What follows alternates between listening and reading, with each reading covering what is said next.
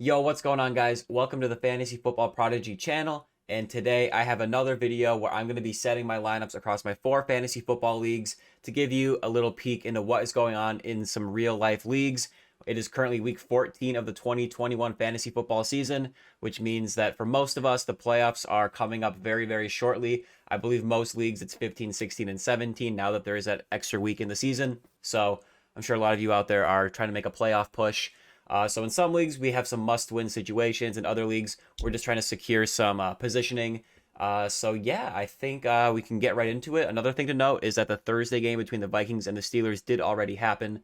So we'll kind of know what some of the players did in those games already. So I'm gonna recap the league, go over the transactions, and then set the lineup in each league. So this is our non-PPR league, one quarterback league. This is a redraft league.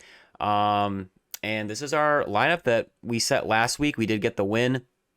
Tom Brady, David Montgomery, and Jake Elliott really carried the way. And I honestly thought I had no chance of winning this matchup. I was starting guys like Tevin Coleman, Josh Reynolds, Darius Slayton, just because of a bunch of injuries and stuff. And we still were able to have a really, really nice week. You look at the guys that I was missing: Antonio Brown, Sterling Shepard, Chase Edmonds, DJ Moore, Deebo Samuel, AJ Dillon, Kadarius Toney, Derrick Henry, Calvin Ridley. Like, those are guys that are like valuable players. And this is a 12-team league with pretty deep benches, so the waiver wire is pretty lacking in talent. So without all those players, it was clutch that we were able to get that win.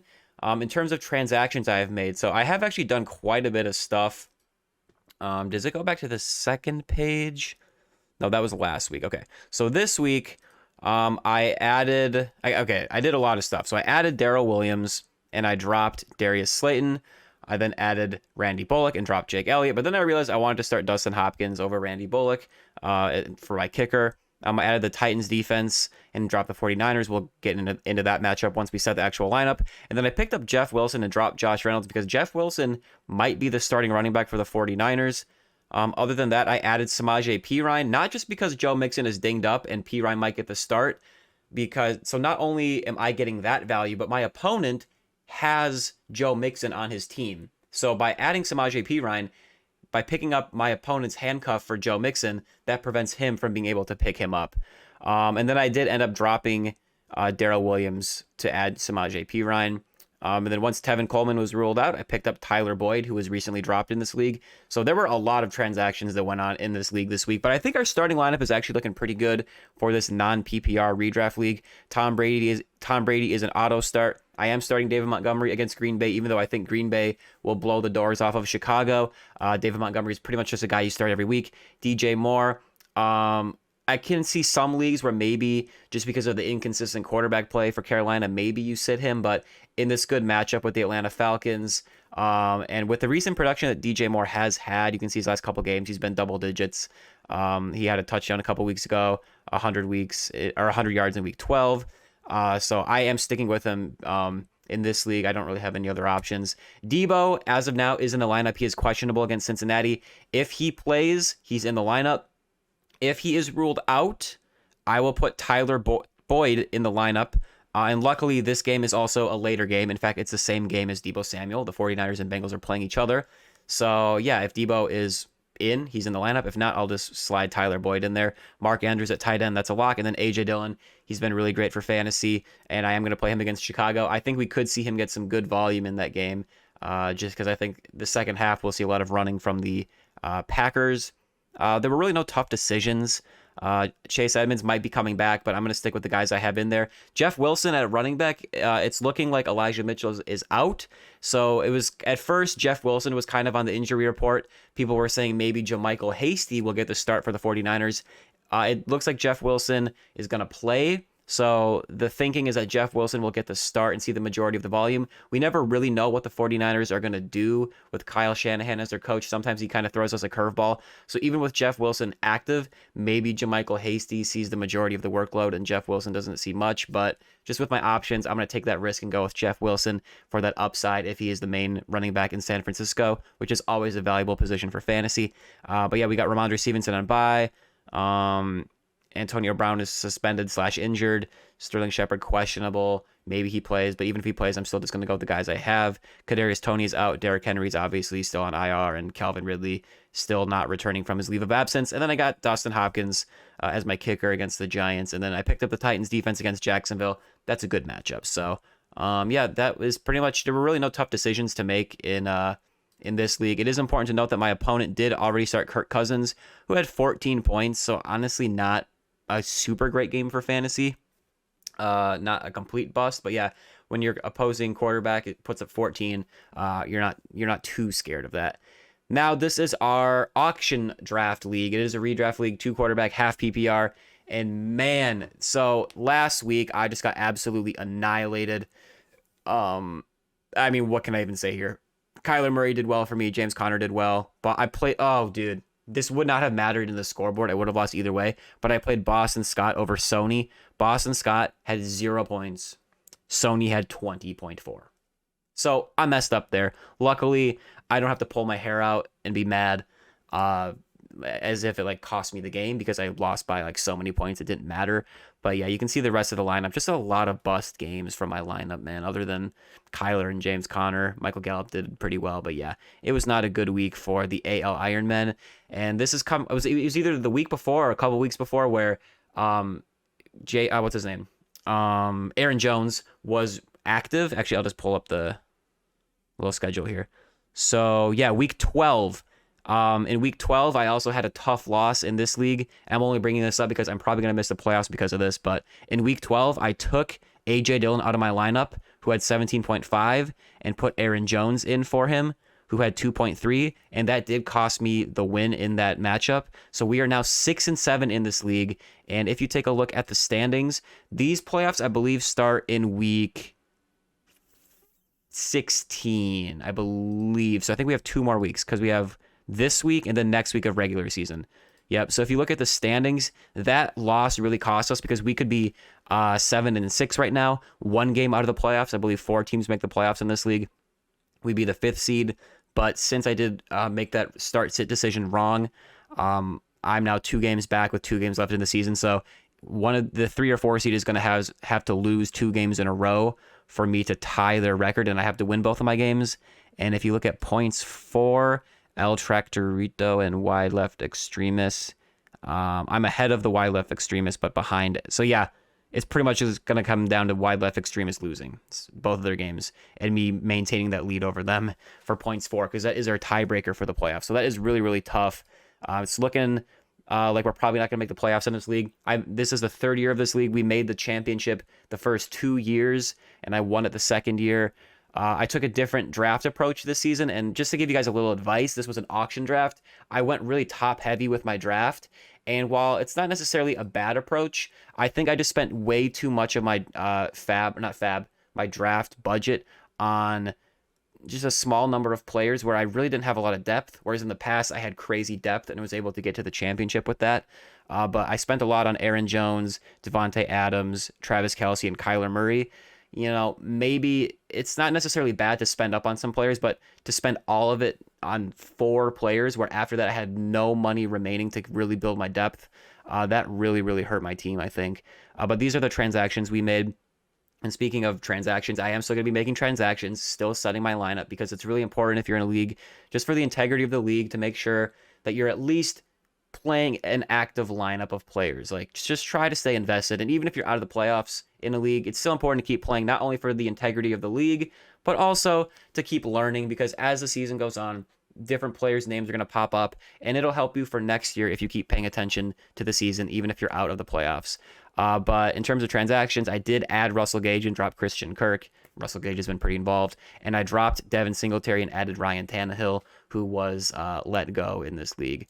Yeah, my quarterback play this year was really devastating. That's another thing I learned. I did spend up on Kyler Murray, but I had such little draft money remaining that my quarterbacks were like Teddy Bridgewater, Zach Wilson, and Jared Goff leaving the draft. So that's just not going to get it done in this league. But for this week, I am going to be playing Ryan Tannehill against Jacksonville. He is getting Julio Jones back, so that should help a little bit, and it's a good matchup. Jacksonville doesn't scare me too much, and I got Kyler Murray there as my second quarterback in the Superflex spot.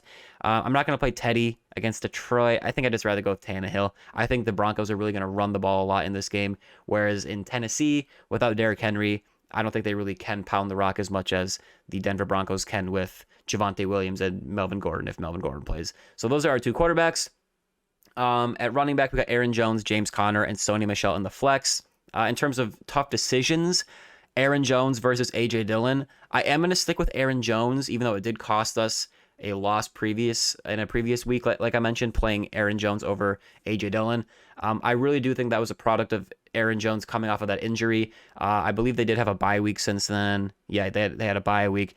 He should be healthy. If anything, it'll be a split. Plus, I am also playing A.J. Dillon in another league, so just to kind of diversify my exposure to that running back backfield, I'll put Aaron Jones in there. James Conner is pretty much a must start, even with Chase Edmonds coming back. He's always a goal line threat, so I'm going to keep him in there. And then another really tough decision was Sony Michel versus James Robinson. If you take a look at my matchup, I did decide to play Sony Michel because I think he is a little bit safer with Darrell Henderson ruled out. So my opponent, I project to beat him pretty easily.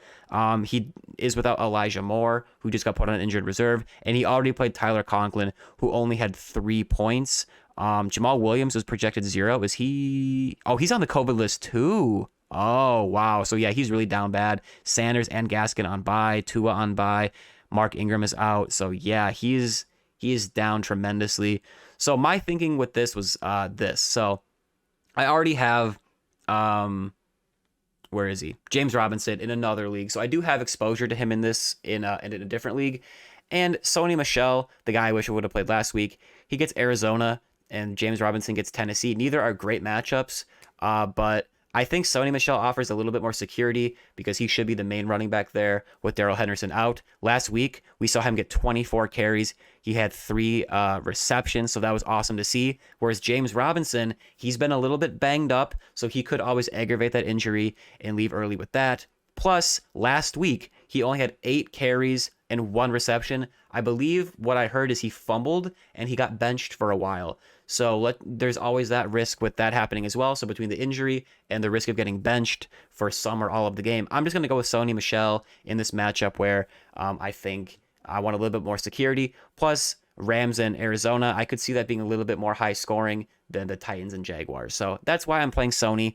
And also, like I said, I do have James Robinson in another league, so I'm just going to start him in one and not the other. And then at wide receiver, Devontae Adams is an auto start. I'm playing DJ Moore in a good matchup against the Atlanta Falcons. And then the only real other decision I had to make in this league was Russell Gage versus Michael Gallup.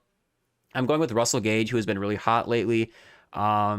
Against the Carolina Panthers on the season, they're tough against wide receivers. Their defense hasn't been as good lately, so I am going to go with Russell Gage. You can see what he's done lately. He's seeing quite a few targets, 8, 7, 12. He's been good for fantasy. He is the number 1 receiver there, in pair with Kyle Pitts, who is technically a tight end, but he's more of a wide receiver. So those are kind of their main options. Plus, you have Cordarrelle Patterson out of the backfield. Whereas in Dallas, Amari Cooper and CeeDee Lamb are going to be playing as of this recording, I believe. So, this is the third option in the receiving core for Dallas against the Washington defense that has been a little bit better lately than they were to start the season. And again, just because of my opponent being projected to score a lot lower than me and already having a bust of a tight end play, I'm just going to go with a safer play with Russell Gage. And then obviously Travis Kelce. I am going to play him. He has had a few down games this season, which is kind of annoying. Obviously, he's still, the best tight end in fantasy. He's had 1, 2, 3 really bad games, and other than that, he's been great. So, there's kind of a lot to talk about there. I do like Chuba Hubbard this week. If you're in a league where your running back depth isn't as good against Atlanta, I think he's a nice, solid running back too. But just with my options, he doesn't quite make the lineup. And then obviously, most leagues, James Robinson is going to be started, but not in this league for me. Moving on to this league, this is another 2-quarterback league or a super flex. This was also a redraft league, and this is a full PPR league. So looking at the lineup from last week, 169 points. That's pretty nice. I was the second highest scoring team. This team almost had 192. Wow. But yeah, you can see the lineup. Mahomes didn't do much. Josh Allen didn't do much, but Everything in between was pretty good. Patterson, Miles Sanders against the Jets. Tyler Lockett almost had 20. Renfrow almost had 20. Mooney did okay. TJ Hawkinson had almost 15. Madison, in relief of Dalvin Cook, who was injured, had 21. My kicker even had 15. So it was just a great week. The only really bad decision I made was playing Darnell Mooney over Elijah Moore. That would have got me an extra 12.9 points. But it is what it is, man. And in terms of transactions, my goodness, this is my only free league I'm in, and man, I wish this one was for money, because really it's only me and maybe one or two other teams that are competing, and my team just got a lot stronger. You can see I dropped my punter, because we have punters and head coaches in this league. It's just a fun free league. I dropped my punter and added Julio Jones off the waiver wire, who's coming back this week. So okay, I just got Julio off the waiver wire. Kareem Hunt was on the waiver wire, added him. And A.J. Brown was dropped. He's on injured reserve, but he should come back eventually and be great for fantasy. So I dropped Kadarius Toney, who I do like. I didn't want to drop Kadarius, but Kadarius Toney is out. It is possible that I can add him again, because this league isn't really... If this league is dropping A.J. Brown, Kareem Hunt, and Julio Jones, I'm sure they're not in a rush to pick up Kadarius Toney, who's been injured for a while. And I did add the Packers defense and drop the Eagles. And I added Foster Moreau, dropped Darnell Mooney, who, again, I don't want to drop Darnell Mooney, but I have to with the injuries and stuff. I'll go over it in a second, but I had to drop Darnell Mooney. And then I dropped Elijah Moore, who did just get put on injured reserve, so I could fill that punter spot. So in this league, I already did play Dalvin Cook. He had 35.2. Amazing game from him. Here is my opponent. He had Najee and Deontay Johnson, though, so he also had a nice little start to the week. Although this is the team in the league that doesn't set their lineup. So Derrick Henry is still in there. He's out. Gus Edwards has been in his Superflex spot all year. Deebo Samuel has been on the bench all year. So this guy's team, it could have been a lot better, but he just has not set his lineup. So this is pretty much a guaranteed win. But just to go over my kind of thought process, Mahomes and Josh Allen, I am starting them. Mahomes has been up and down. It's starting to get to the point where, maybe I consider, if Russell Wilson has a good game against Houston and he shows he's going to push the ball down the field, maybe we start to consider him or Jalen Hurts, but I'm going to stick with them this week. Cordarrelle Patterson is pretty much an every week start. And then I am playing Kareem Hunt in the flex against Baltimore. If you just look at my options, it's kind of my best option I have. At wide receiver, we got Tyler Lockett against Houston. I love that. I think either him or Metcalf are pretty much guaranteed to have a big game. At least one of them is. I could see both of them doing well for fantasy. Hunter Renfrow, he's just so consistent, especially in a PPR league. If you look at his production, I mean, he's had one sort of down game in the last 5 weeks. So, I mean, what do you he's pretty much an auto start. And I'm throwing Julio Jones in there against Jacksonville. I'm hoping he can have a decent game. And then I did pick up Foster Moreau against Kansas City. I thought about picking up Cole Kmet, the Bears tight end, while they're playing the Packers, but I decided to go with Foster just because I think it's a little more fun to pick up Foster Moreau. I don't know why.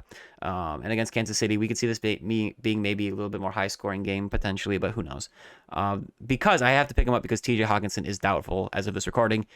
And that's pretty much a whole lineup. I'm playing the Packers against the Bears. I think they're going to destroy the Bears. I got Matt Gay as my kicker. He's been awesome. And then AJ Cole is my punter, and the Chiefs head coach against the Raiders. Antonio Brown is suspended. Hawkinson doubtful. Hurts on bye. Madison was the backup to Dalvin Cook, who went off. Miles Sanders on bye. Rhamondre Stevenson on bye. Calvin Ridley is out, and AJ Brown is on IR. We just picked him up. So just taking a quick look at the standings in this league as well, like we have in the other leagues. We're currently second. It was pretty much me and this team right here that are really dominating the league. If you look at points for, it's not even really close. And I did forget to look at the standings in this league as well, just to provide a little context in this first league.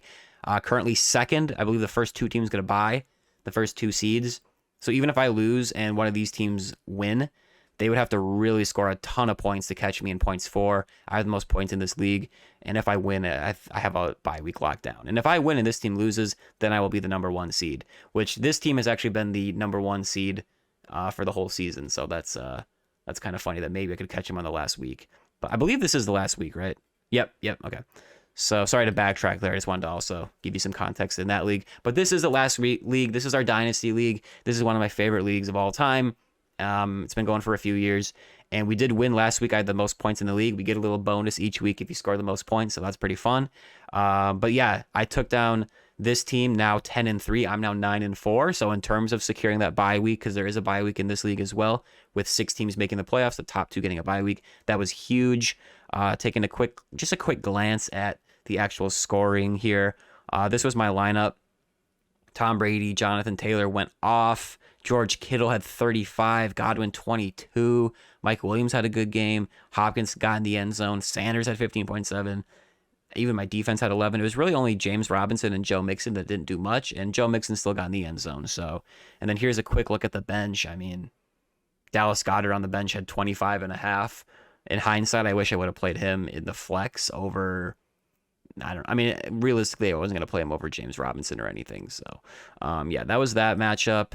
Transactions. Can I just look at it by my team? Yeah. Okay, so all I really did was add Ben Roethlisberger. So, just because I do have Tom Brady, but if he does get hurt for whatever reason, my only other options are Matt Ryan and then Trevor Lawrence on the taxi squad. So, Ben Roethlisberger might be someone I actually play if Tom Brady were to get injured or something. Hopefully that doesn't happen, but in this league, I did already play Chase Claypool, who despite his antics, and you might have seen on Twitter, he did have a good game for fantasy, 13.5 points. My opponent already played Tyler Conklin. He did not have a good game. Plus, he's without Elijah Mitchell. Who else? He's without, Jalen Hurts is on bye. Adrian Peterson is out. Mark Ingram is out. He does get Sony Michel in that starting role, so maybe he puts him in there. But this team I'm playing isn't really the best team, so I should be able to secure this win. I'm also hoping that some other teams lose so that I can get into those top 2 seeds. I believe we have the most points in this league as well. So we have 3 out of 4 leagues I have the most points in. Wow, that's crazy. But setting the lineups, Tom Brady is an auto start for me. Unless, you have elite other options. But for this team, he's a pretty much auto start every week. Joe Mixon, I have right now. If he is ruled out, I'll just put Samaje Perine in for him, most likely. That's probably what I would just do. Yeah, because he'd be the starter. I'd probably just do that. But hopefully Mixon plays. I am starting James Robinson in this league.